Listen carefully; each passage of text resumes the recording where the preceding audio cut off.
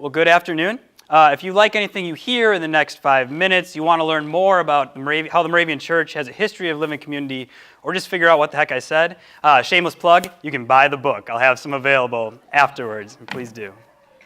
Would you rather your experience, your faith experience, be one of engaging in a community or one of interacting with an organization? If you like the feeling of fellowship that differentiates the two, you're like me, but then we have a responsibility to live into that reality. Let's begin with this question. What has to be true in order to be a community rather than an organization of faith? Answering this question will help us not only put essential pieces in place, but help us to get rid of the clutter that can get in the way of relationships. Our traditional understanding may lead us to begin our list of truths with a physical location where we gather to worship, have Bible study, or serve our local community. This is what we know, but can something different also still be a part of the Moravian Church? Another way to ask that question is there more to unity than simply uniformity? By visiting some of the 48 distinct parts of the Moravian Church, I can tell you that context and culture allow God's presence to transcend a singular way of expressing our faith. Yet we have a deeply rooted and connected history.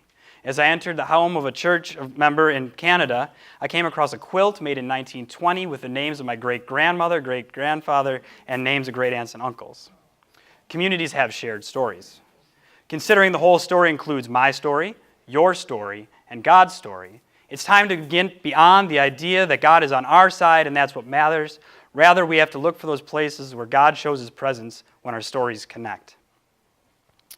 Following a mission trip together, a group of college friends desired to be able to support each other spiritually even though we were going back to our colleges and away from our congregations. We wanted to find a way to be a community of faith, and Church Without Walls was born. Not yet containing the name Moravian, we asked pastors to give sermons as I held a shaky camera. They would be posted online so that these students with irregular hours and schedules could watch and discuss at their leisure. It soon became evident that these sermons, given separately and without prompts, all contained a message of community. We were reminded that the Moravian essentials, when lived out, would not and could not be contained within a physical space. Faith, hope, and love are much stronger building blocks than brick and mortar ever could be. We claimed our Moravian history, making an online discussion board where we could talk about guide sightings in our daily lives, offer prayer requests for one another, and answer burning questions about Scripture. We started making 100-second videos about Moravian history and ministries. And again, unprompted, we heard the theme of community as it began to emerge. We need to have a place of community where people can make connections and talk about all the things that are... Thanks not. And then we also heard again the theme of community.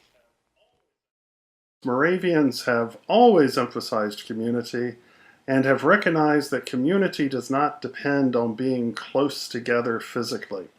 It's a spiritual reality, but it needs to be nurtured through contact. I agree, Craig. We took the hint. We began to have contact, meeting face-to-face every Tuesday night, setting up a time online, planned to study, and engaged in intergenerational conversations, with participants coming from different states and even countries. I was given the gift of study, worship, and prayer as I actively engaged with this community of faith. Those evenings together as a creative, collaborative community allowed us to embolden one another to serve as God called us and brought our purpose into focus. We found that our unique way of doing things allowed for new takes on old traditions. The Gemeinnacht-Richten, short and frequent reports from mission areas, were sent to strengthen relationships, basically status updates on the life of community in mission areas. These reports were read in worship and gave an opportunity for people who cared deeply about these things to be encouraged by the stories of mission. So how do we share these stories today with people who may never enter our doors? Try #MoravianSurveys.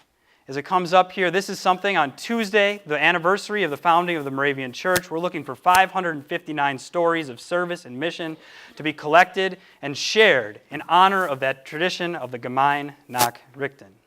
Tag your posts.